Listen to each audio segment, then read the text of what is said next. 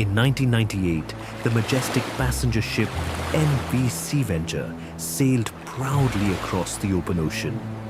A beautiful mid-sized expedition cruise vessel.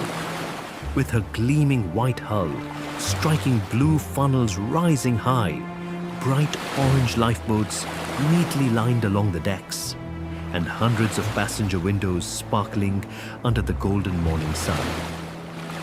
She was on a peaceful voyage, carrying hundreds of passengers and crew toward new adventures, when the sea suddenly turned into a nightmare. Without any warning, a monstrous tsunami rose from the depths.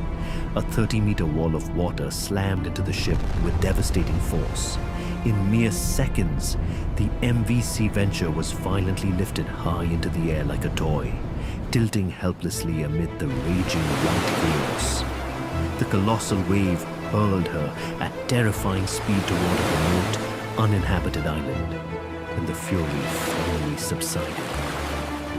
MV Sea Venture lay stranded far up the sandy beach, abandoned, forgotten.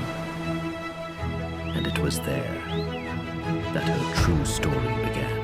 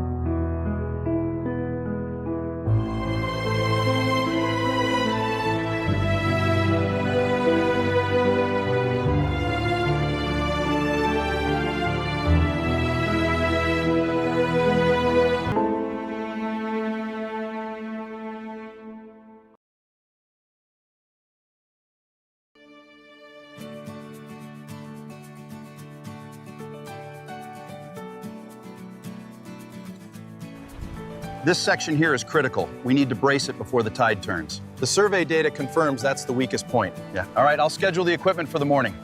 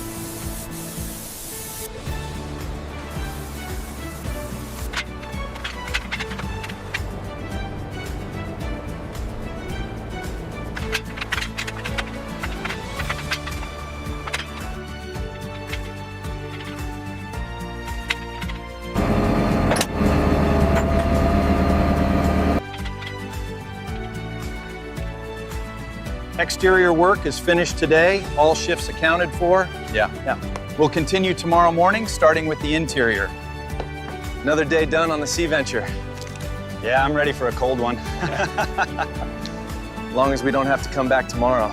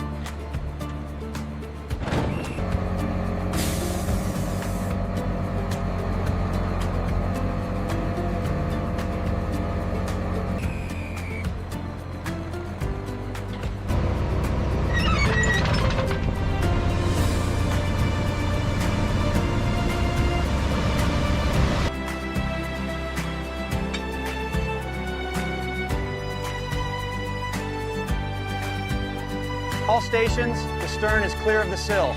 Continue the pull.